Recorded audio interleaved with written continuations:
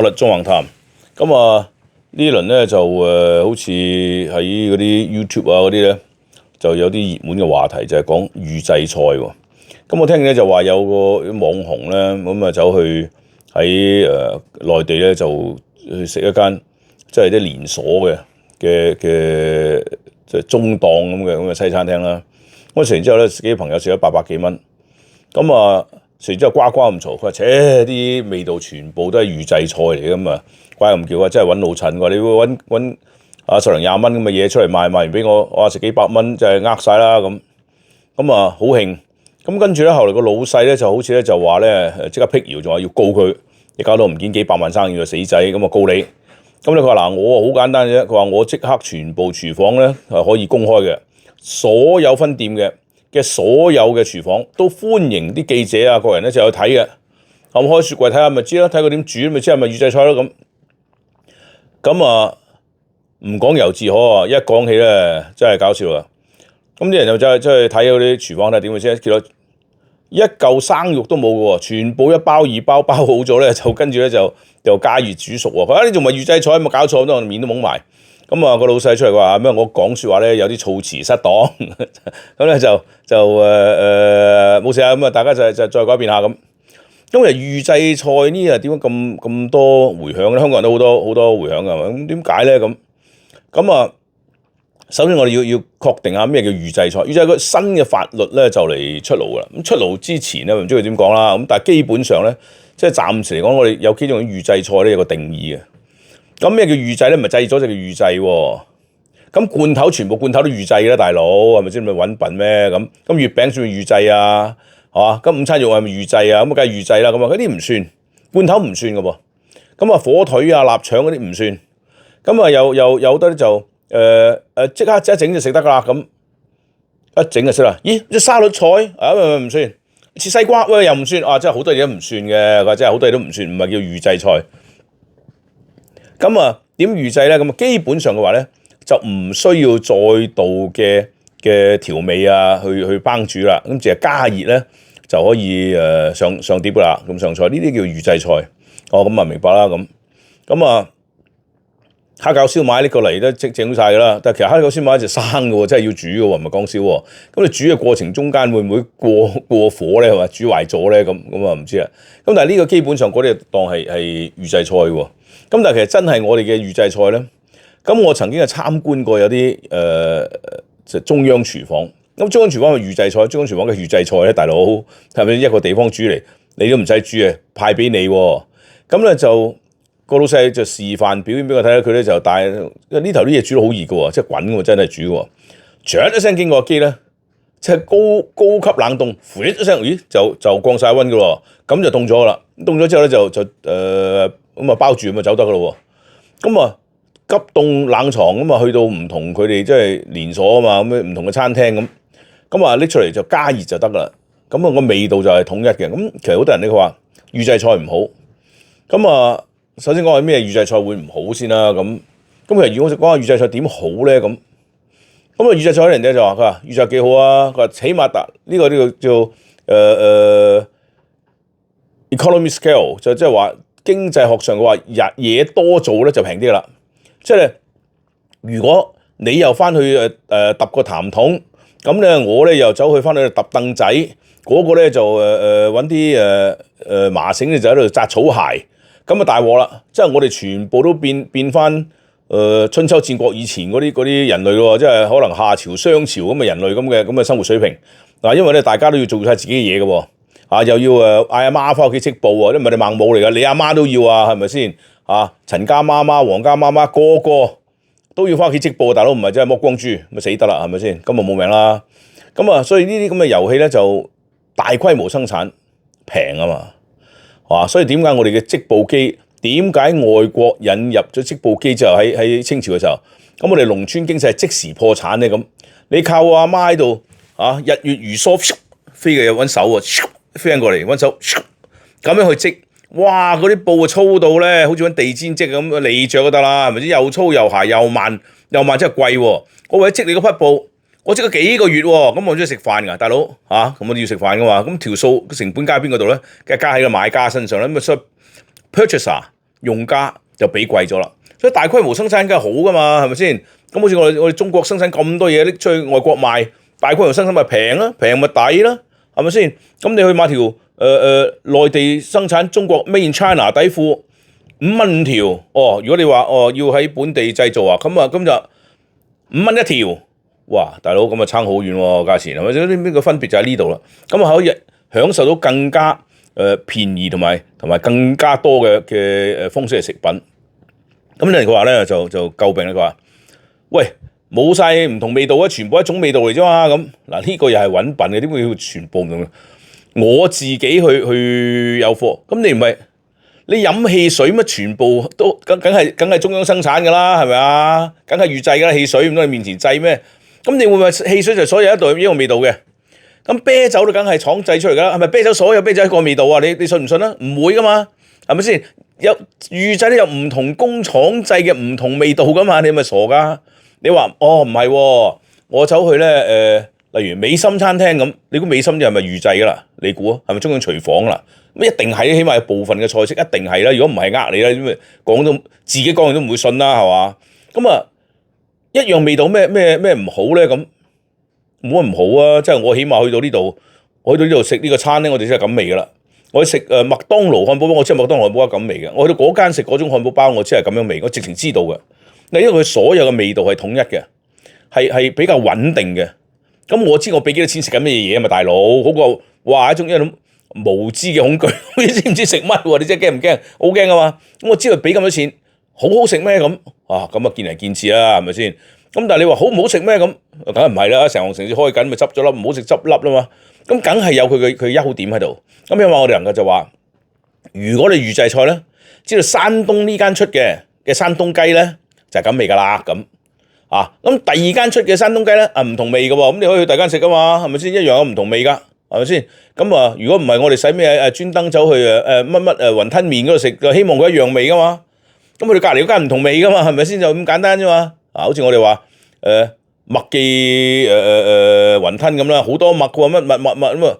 咁我認為咧乜物咧就咁味，物咧就係另外一種味嘅喎，係咪先？我哋希望呢一紮係咁味，嗰一紮係咁味喎。雖然都係麥字打頭，係咪先？咁我有乜問題咧？呢個冇問題啊，係咪先？點會話個選擇會少咗咧？咁你信唔信？我唔係好信喎。食月餅咁梗係製出嚟啦，唔通啱喺你門口製咩？係咪先？咁但係你都好多月餅啊嘛，咁多牌子你唔知咩牌子咩味嘅咩？我知大概咩味啊，不過而家唔係咁好食啦。即係跟住呢條血管話唔係幾好啊，告訴我。咁所以我認為咧，就所謂嘅預製菜味道單一咧，其實係一個片面之詞嚟嘅，係嗰個鋪頭佢哋嘅味道會成為統一，唔係單一喎。你隔離間店食咪得啦，過橋米線好多間㗎嘛，你隔食咗間啊，我都喺度食呢間，食呢間咪咁味咯，冇咯。咁另外咧，我哋咁講啦，如果能夠做一個中央廚房，咁佢嘅大規模生產，今日會乾淨啲咧。咁你嗱好多嘢做嘅喎，好多而家人咧有人工做午餐肉嘅喎，哇犀利啦！咁我唔知信唔信你嘅喎，真係先。咁但係你話買罐頭嘅大牌子嚟嘅喎，呢隻係嘛？咁我認為信得過，因為佢公司嘅生產係乾淨啊嘛，係好犀利嘅，又點樣消毒，又話紫外線，又話乜，又話蒸氣啤啤聲，哇！全套盔甲砰砰聲去噴嘅喎，啲蒸氣去洗嘅喎，咁我信得過喎。咁你估嗰粒頭下面嗰間士多仔會唔會帶晒全身披掛，啤放工去洗一次啦？你會唔會啦？我睇一定唔會啦，即係你諗住會，你又係呃自己啦，係咪多餘嘅？咁就邊個乾淨咧？咁我仲見過呢啲出品嘅流程咧，單向嘅喎。咁好多方法嘅。佢話嗰啲牆腳咧，我哋屋企啲牆腳咪90度角嘅。佢話藏污納垢好乸渣嘅，你屋企好似你嘅思想咁 dirty 啊，係嘛？咁原來點解？個彎嘅喎，我話彎咁奇怪嘅，個彎嘅洗到啊嘛，每一個角落頭洗到啊嘛，係又啱喎。咁仲有啲嘢咧，只係能夠單向流程嘅喎，一道門嘣拎出嚟，翻唔到翻轉頭喎，一路向話跌咗抌咗嘅喎，呢個 waste 抌咗啦，跌咗就冇啦，唔會翻轉嚟洗乾淨再嚟過啊嘛，冇嘅，冇呢個流程嘅，所以單向流程，咁呢個就乾淨衞生好多喎。咁如果你話喺度切魚肉又係佢，切豬肉又係佢，切生龍蝦又係佢，咩都係佢，切菜又係佢，跌咗，咁簡單啦嘛，踎低個身咪執翻咯，咪又繼續來咯。咁呢個就係一個問題。所以衞生情況梗係大公司嘅有新科技嘅睇更加乾淨啊嘛。點會諗到要唔係中央廚房咧？唔係預製咁啊，好危險啫！你又製我又製。即係我揸橙汁俾你飲，你會唔會有菌㗎啦？唔知喎。咁啊買樽橙汁翻嚟咪冇菌咯，嗰啲梗係預製㗎啦，係咪先？咁但係嗰啲我哋唔算係預製啦。但係其實個理論一樣啫嘛。咁所以我哋其利自明，一諗到又衞生又平，一樣有唔同嘅味道去選擇㗎嘛。唔同可樂啊，係嘛？唔同嘅百事啦，唔同嘅歌啦，等等都唔同味㗎嘛，係咪先？咁你就算話lemonade 啲檸檬水都有啦，係咪？有起碼七喜啊、雪碧啊，有幾種牌子㗎嘛，大佬。咁啊，所以點會叫做單一味道咧？但係當我哋飲七喜嘅時候，我哋希望七喜係一樣味道，呢個就簡單啦。咁咧咁多人詬病佢咧，咁嗱詬病就係冇合規格嘅所謂嘅中央廚房，咁啊大鑊啦！佢唔係賣好多，佢賣少少啫。例如賣俾30-50間鋪啊，100間鋪都夠做啦，係咪先？一個廚房做幾日個鋪頭，仲唔夠做？夠啦。咁可能好揦渣嘅喎，嚇到你面都青喎，哇，好危險喎！我將啲臘肉交俾5間鋪頭，我都幾好做啦，係咪先？燒鴨自己，可能你喺後花園垃圾桶頂嗰度喺度浪喺度吹嘅喎，烏蠅哇乜嘢一齊，咁嗰個衞生環境好差嘅，呢個未規範啊嘛。所以當你用國家或者政府嘅行為規範之後，我覺得係呢啲會乾淨好多嘅喎，係嘛？我哋好似飲啲水啦，香港都話去政府買啲水翻嚟啦，咁佢唔係買細牌子嘛，大佬大牌子咪乾淨諗住，不過俾人呃咗另講，係嘛？咁所以我就贊成咧，其實預製菜冇乜唔好嘅，但係真係有個唔好，最唔好喺邊度咧？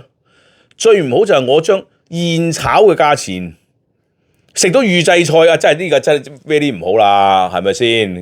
即係你諗住真人表演喎，哎呀，原來去睇戲。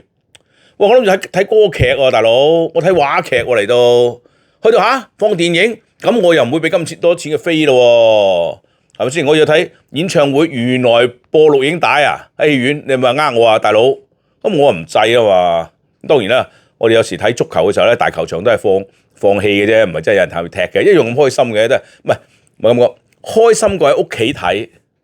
但係梗係唔夠真人喺後面踢咁開心啦，大佬係咪啊？你呃我啊？即係真人踢啊，冇咗球王落場都冇咁開心啦，係咪先？即係所以你話真人踢就得啊，我睇俾你睇啊，係咪先？咁所以咧中間咧就有啲咁嘅問題啦。咁但係如果價錢夠平咧，你究竟我哋香港人究竟佢唔中意拒絕個預製菜，因為係咪有地緣環境嘅歧視咧？如果我喺元朗做俾你，我喺九龍城做俾你，你好地地食嘅喎，呢個叫中央廚房。我移遠少少啫，一過咗條邊界，佢去咗內地，哎呀嗰啲預製菜唔得喎，我點解咧？多咗半個鐘頭車程啫，食會肚痛嘅咩？咁分明我睇呢個咧就係對生產地域有個歧視咁解啫。即係喺筲箕灣食就好味道，啱啊，平啲嘢好食。長沙灣食完就唔掂，你咪揾品。呢個長沙灣食都掂。粉嶺都掂，一過咗條河唔掂，你咪呃我啊，係嘛？呢個中間係咪有啲俾人即係隔離個呃你，或者居心叵測，蓄意唱臭佢咧？咁呢個我唔知啦。咁其實我覺得最大問題係錢啫。如果你走去食個自助餐，880蚊一位，咦？你發覺有啲好似係咪預製菜咧？咁唔係好 happy 咁樣。咁不如咁樣啦，嗱，睇晒維港景色，仲識轉嘅。嗰層樓仲識轉嘅，咁咧嗱，講明預製菜288一位，咁啊抵喎，食地氈都抵啦，睇個景都賺翻都傻佬，係咪先？我抵啊，撲到去啦，係咪先？而家大酬賓唔使288添，188，講明預製菜喎，唔好同人講笑，講明預製一兜兜拎嚟嘅，搣開就上噶啦，唔使講嘢，即係下面談住火，上面嚟到講明嚟到搣嘅，問你怕未？使乜呃你啫？就搣俾你睇。不過188任取，哇！冇牙嗰個阿公都捧埋出嚟食啦，睇下風景啦，阿公你今日咧就父親節，今日咧就中秋節，今日迎月去睇嘢啦，咁係咪先？睇下風景啦，幾過癮，抵啦，188喎，大佬，去邊度揾啊？係咪抵先？係咪價錢問題？我真係好想知道係咪價錢問題？只要夠平，抵到爛啦。咁你哋個個行上去，而家上去北上消費，去咗深圳。咁如果講俾你睇預製菜，哇！香港4分50嘅價錢，冇所謂啦，預製啊，快啲！有冇8分一價錢嘅？你快攞出去，等我一台啊，係咪先？咁所以呢個咧就係平，原來銀紙咧係對好多嘅消費嘅意欲咧都係有好大嘅影響嘅。呢個最基本經濟學啦，係咪先？咁啊 micro econ 啊，咁就講啦，即係一個 supply 一個 demand 啊嘛。咁當然講呢個 supply 同 demand 咧就係冇個彈性。有啲不能替代嘅大佬，可替代嘅時候，梗係越平啊越多人去啦，係咪先？咁啊，但係不可替代嘅時候，幾貴都要買啦，咁焗住上啊嘛，係嘛？嗰啲生活必需品，咁啊冇法子，即係煙仔咁，煙仔加價，戒煙都衰仔，我講股啫，即係你揾笨，頭先越嚟越貴都要俾噶嘛。咁啊，有啲人話咁貴，不如食毒品啦咁啊！我咁唔敢講，我唔答你啊呢句係咪先？咁啊話晒我哋啲 Office of Court 嚟噶嘛，咁講嘢。咁但係嗱，好似啱啱。悉尼咧有間新嘅酒樓啱開業喎，咁咧就7折，哇！全面7折喎，啲點心，哇！開心到死啦，高朋滿座坐到瀉，漏到出電梯。咁啊，隔離，因為上次講去嗰間皇庭，就皇庭個舊嘅位，佢搬咗皇庭搬咗去新嗰邊，金堂。如果大家嚟過澳洲，都知道嚟金堂嗰邊。咁搬咗舊嗰個位咧，就而家開咗呢間新嘅，就話咧皇庭舊嗰個位就7折，塞到爆啦。咁如果你講話各樣嘅招呼啊、裝修啊各樣，咁我相信可能客觀嚟講咧，皇庭應該可能稍勝一籌都唔定嘅。咁但係點解皇庭啲客唔夠？而家新開呢間叫花園閣咁爆棚咧？7折喎，大佬，開咗個禮拜。